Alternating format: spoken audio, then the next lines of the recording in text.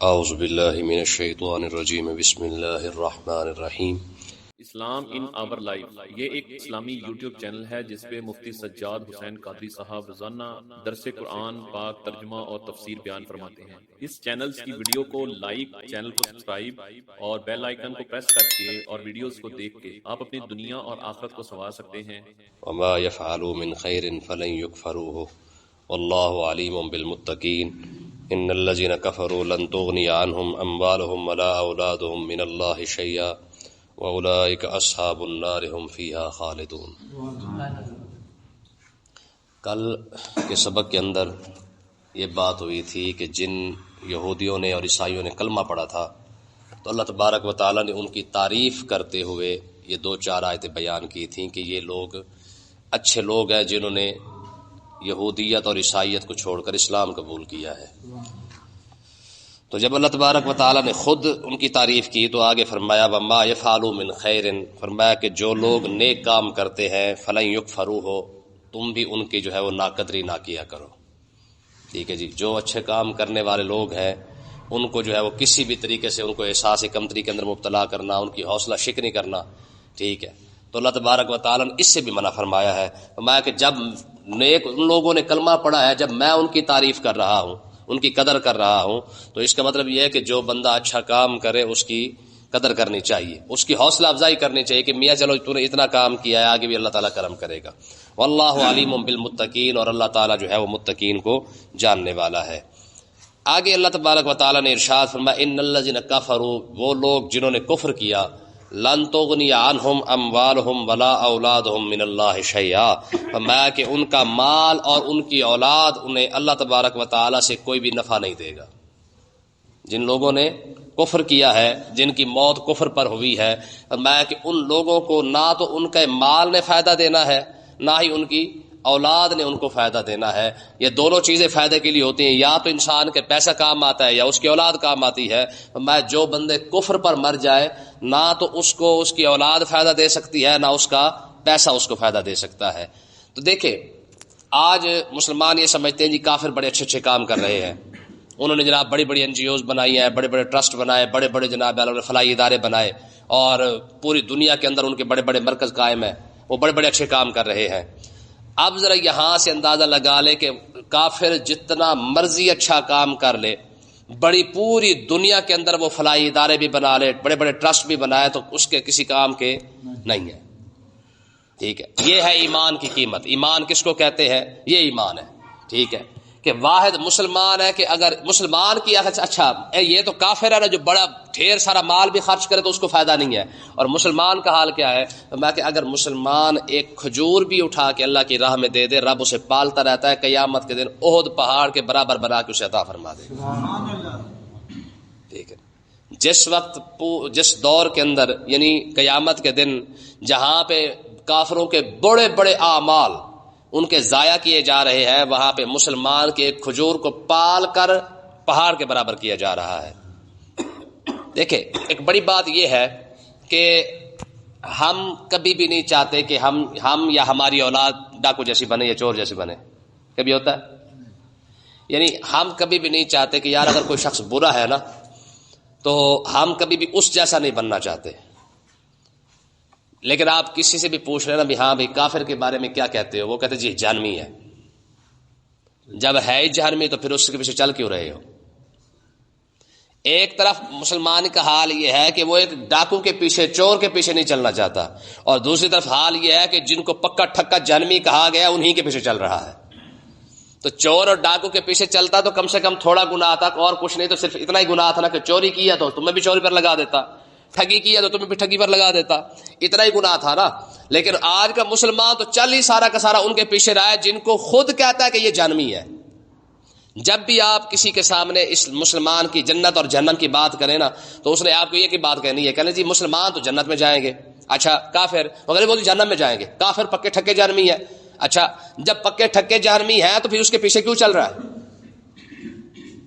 جہنمیوں کے پیچھے چلنے والا تو پھر جہنم میں ہی جا سکتا ہے، جنت میں نہیں تو نہیں جا سکتا۔ ایسا تو نہیں ہو سکتا ساری زندگی بندہ جہنمیوں کو اچھا کہتا رہے اور قیامت کے دن آ کے وہ جنتیوں میں چلا جائے، ایسا ہو سکتا؟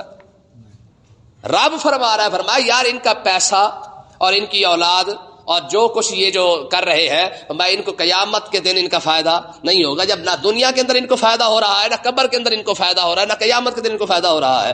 تو جو لوگ جن کو قبر اور قیامت کے دن جن کا پیسہ ان کے کام نہیں آ رہا، جہاں ان کی دولت ان کے کام نہیں آ رہی ہے، آج کا مسلمان کھڑا کے کہتا ہے وہ بہت اچھے لوگ ہیں۔ رب فرما رہا ہے جن کو تو اچھا سمجھ رہا ہے نا، ان کا حال یہ ہے وَأُولَٰئِکَ أَصْحَابُ النَّارِ، یہ جہنمی لوگ ہیں۔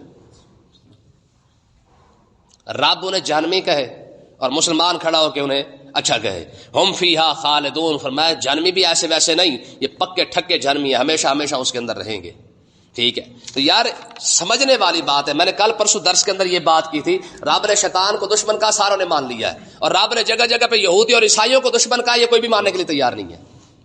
آگے دیکھیں، یہ ان کی مثال آ رہی ہے، میں مثل ما ينفقون في هذه الحیات الدنیا، میں ان لوگوں کی مثال یعنی ان کافروں کے پیسہ خرچ کرنے کی مثال کیسی ہے، میں دنیا کے اندر ان کی مثال ایسے ہے جو پیسہ خرچ کرتے ہیں، کمثل ریح فیہا سر، میں ان کی مثال ایسے ہے جیسے ہوا چلے اور ہوا کے اندر ٹھنڈ ہو، یعنی برفانی ہوا چلے۔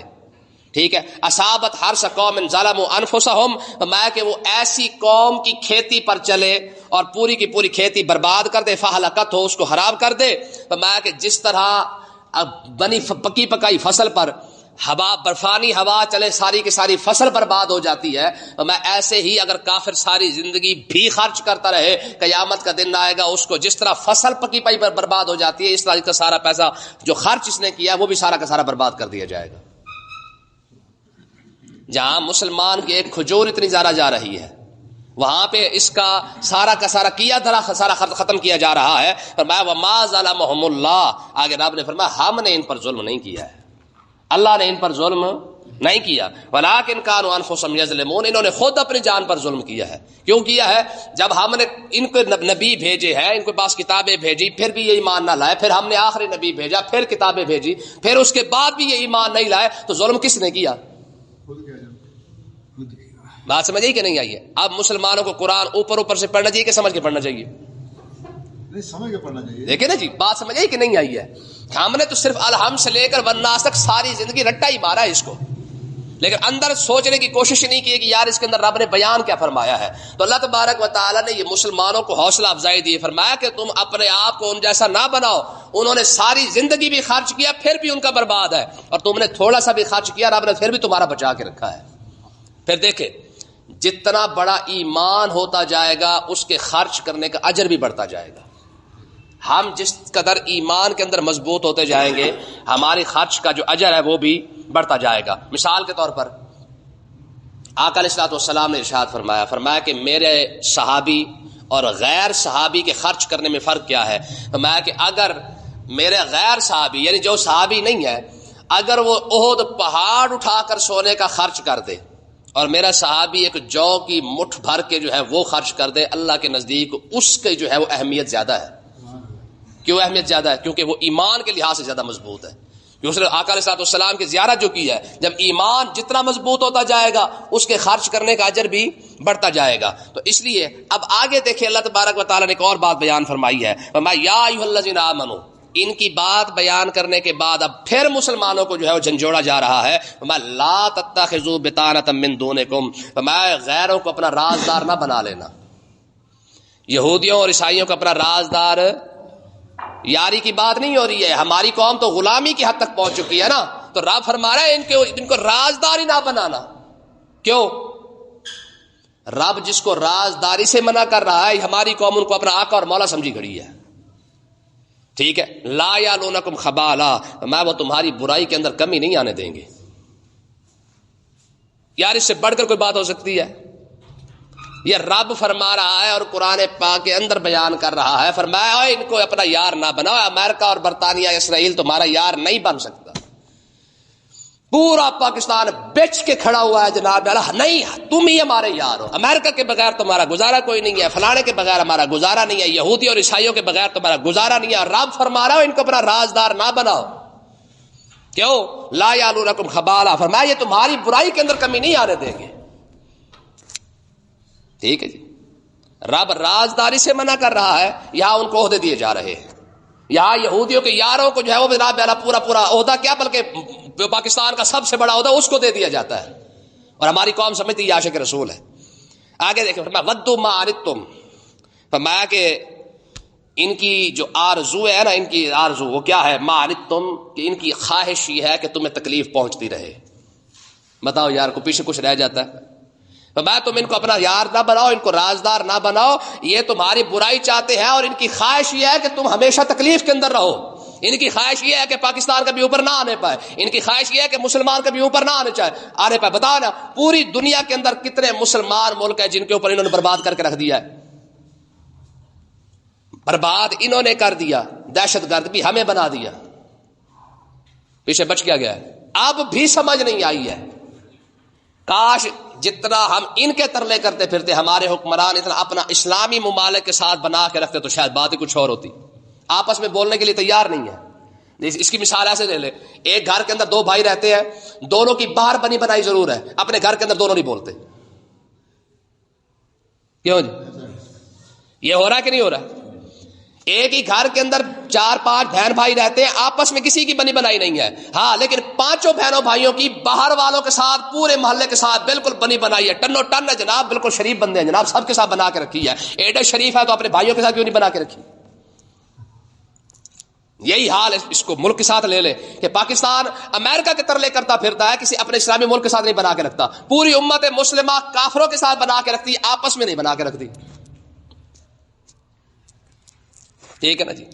اس کی مثال ایک دیکھیں، اگر کوئی شخص آپس میں لڑوا کے جب دیکھے نا کہ یار یہ آپس میں لڑ پڑے ہیں اور اوپر سے اپنا کرین لا کے اور چھت اکھاڑنے کی کوشش کرے اور بھائی آپس میں ڈانگ چھوٹا چلا رہے ہو، تو مجھے بتائے چلو وقتی طور پہ پہلے گھر کو بچانا چاہیے، آپس میں ڈانگ چھوٹا چلانا چاہیے؟ اگر عقل مند ہو نا بھائی ہو کہ نا بھائی پہلے چھت بچا لو، ڈانگ چھوٹا بعد میں چلا لیں گے آپس میں. ہوتا ہے کہ نہیں؟ اپنے گھر تو بچاؤ. ٹھیک ہے، اپنا گھر، وہ آپس میں تمہیں لڑا کے تمہاری چھت اکھاڑ رہا ہے. ٹھیک ہے، مسلمانوں کو آپس میں ایک دوسرے کے ساتھ اکٹھا نہیں ہونے دیتا ہے. 5 ملک آپس میں اکٹھے ہو کے دکھا دے، سوال ہی پیدا نہیں ہوتا، نہیں اکٹھے ہونے دیں گے تمہیں. نتیجہ کیا نکلا ہے؟ کیوں؟ ان کو پتا ہے کہ اگر یہ اکٹھے ہو گئے تو پھر ہماری خیر نہیں ہے. عراق برباد کر دیا، شام تباہ کر دیا، پاکستان تباہ کر دیا، افغانستان تباہ کر دیا، لیبیا تباہ کر دیا، برما تباہ کر دیا، فلسطین تباہ کر دیا. باقی بچ گیا تھا ترکی، انہوں نے وہ ہارٹ ٹیکنالوجی کے ذریعے زلزلہ کر کے جناب پوری جناب ترکی کو تباہ کر کے رکھ دیا، کیونکہ یہ ایک ملک بچ گیا تھا. باقی رہا سعودی عرب، وہ ویسے ان کا کٹ پتلی ہے، جیسے کہتے جا رہے ہیں سعودی عرب ان کی مانتا جا رہا ہے. ٹھیک ہے نا جی؟ اگر پاکستان غلامی کے اندر آ گیا تو سعودی عرب پاکستان سے بھی زیادہ غلامی کے اندر آ گیا ہے. تو اللہ تبارک و تعالیٰ نے ارشاد فرمایا قد بدت البغضاء من افواہہم، اگر یہ جو ان کے منہ سے جو کچھ تمہارے لیے نکلتا ہے نا، یہ جو ظاہر ہوتا ہے یہ تھوڑا ہے، وما تخفی صدورہم اکبر، جو ان کے دلوں کے اندر ہے وہ اس سے زیادہ آگے ہے.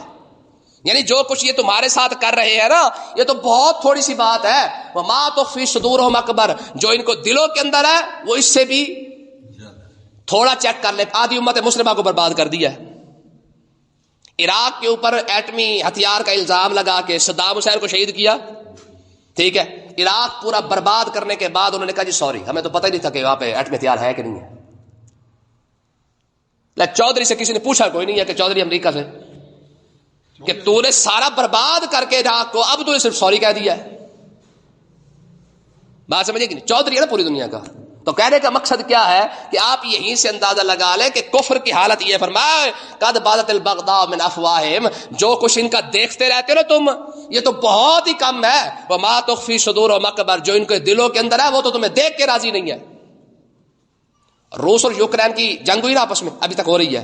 ٹھیک ہے، تو کئی یورپی ملکوں نے کہا یار یہاں پہ حملہ کیوں کر دیا ہے، وہاں جا کے حملہ کرو نا، افغانستان پر کرو، پاکستان پر کرو، یہاں پہ کیوں کر دیا ہے؟ مطلب کیا ہے؟ مطلب یہ کہ یہاں تو انسان رہتے، وہاں تو انسان ہی کو نہیں رہتے. بات سمجھ.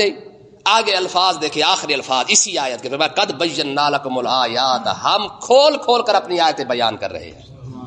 لعلکم تعقلون، تاکہ تمہیں عقل آ سکے. یار پیچھے بتایا کہ پیچھے رہ کے گیا، رب نے واضح طور پر تو بتا دیا ان کو رازدار نہ بناؤ، ان کو اپنا یار نہ بناؤ، انہیں کوئی اپنا رب رازداری سے منع کر رہا ہے. پاکستان کے اندر ان کو عہدے دیے جا رہے ہیں.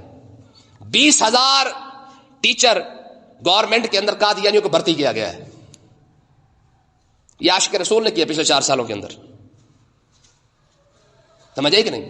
عمران خان نے 20,000 بندہ، 20,000 ٹیچر قادیانیوں کو بھرتی کیا ہے اس کے اندر، گورنمنٹ کالج کے اندر کیا ہے، اسکولوں کے اندر کیا ہے. 11,000 سے زیادہ پرمٹ اس نے شراب کا جاری کیا ہے. اب کیا کریں گے؟ لیکن جب اللہ تعالیٰ دلوں پر مہر لگاتے نا تو پھر آنکھیں بھی بند ہو جاتی ہیں. سمجھ آئی کہ نہیں آئی؟ تو اس لیے نا یہ رب نے تو واضح طور پر فرمایا ہم نے تمہیں کھول کے بیان کر دیا ہے. اور قیامت کے دن کو کھڑا ہو کے کہے جی مجھے پتا نہیں تھا. رب اسی آیت کو بھی سامنے رکھتے جب میں نے تمہیں قرآن دیا تھا کس لیے دیا تھا؟ سالے ثواب کے لیے. میں نے تمہیں قرآن دیا تھا وہ اس لیے تو دیا تھا کہ بھائی اس کو پڑھو. میں نے اس کے اندر کیا بیان کیا ہے یار؟ دیکھیں موٹی سی مثال ہے. کسی کو بندہ خط لکھے, جب اس کے بعد خط پہنچ جائے اور اس کے اندر لکھا ہو بھی فلاں فلاں تیرا دشمن ہے, اس سے بچ کے رہنا مجھے پتا ہے, اور بندہ اس خط کو ٹھپ کے پیچھے رکھ دے کہہ رہا جی بس ٹھیک ہے رکھ جائے گی. یہ رب کا خط نہیں ہے. الہم سے لے کر والناس تک سارا اس نے خط تو بھیج دیا ہے, پیغام تو اس نے بھیج دیا بھی ان سے بچ کے رہو, یہ تمہارے خیر خواہ نہیں ہے. رب ان کو جانتا ہے. اگر یہ خیر خواہ ہوتے, مجھے بتایا قبیلہ بنو قریظہ اور بنو نذیر یہ یہودیوں کے قبیلے تھے. یہودی اگر تھوڑے سے بھی بندے کے پتر ہوتے, آقا علیہ الصلوۃ والسلام رحمت اللہ للعالمین ہے نا, اس میں تو کوئی شک نہیں نا. رب نے اپنے محبوب کو رحمت اللہ للعالمین بیان فرمایا ہے. جو کائنات کے لیے رحمت بن کے آیا ہے اسی محبوب نے فرمایا میں سب کے لیے رحمت بن کے آیا ہوں, پر یہودیوں کو میں عرب کے اندر نہیں رہنے دوں گا. کیوں جی؟ ان کو پھر بھی سمجھ نہیں آ رہی ہے. یہودیوں کے اندر ایک بات بھی اگر بندے کے پتروں والی ہوتی تو آقا علیہ الصلوۃ والسلام ان کو جزیرہ عرب کے اندر رہنے دیتے. حضور نے کیوں ان کو نہیں کروایا؟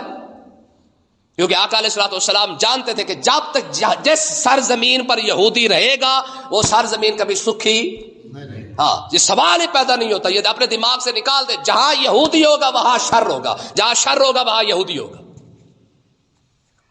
مگر نہ رحمت للعالمین ہو جو انسانوں کے لیے, جانوروں کے لیے, پرندوں کے لیے, درندوں کے لیے یار رحمت بن کے آیا ہو. آقا علیہ الصلوۃ والسلام فتح مکہ کے موقع پر نا سفر کے اندر تھے. حضور تشریف لے کے جا رہے تھے, ایک کتیا اپنے پلے کو دودھ پلا رہی ہے. آقا علیہ الصلوۃ والسلام نے ایک صحابی کی ڈیوٹی لگائی, فرمایا یہیں پہ کھڑے ہو جاؤ اور جتنے بھی لوگ یہاں سے گزر رہے سب کو کہ بھائی ادھر سے ہو کیا ہو, تاکہ یہ کتیا جو ہے وہ بچے کو دودھ پلا سکے. یہ رحمت ہے, ٹھیک ہے جی. لیکن یہاں رحمت کا عالم یہ ہو جب حضور جانوروں کے لیے بھی رحمت بن کے آئے ہو, لیکن وہاں اسی محبوب نے یہودیوں کو عرب کے اندر نہیں رہنے دیا ہے. بات سمجھے کہ نہیں ہے؟ تو اللہ تعالی ہمیں یہ سمجھنے کی توفیق عطا فرمائے.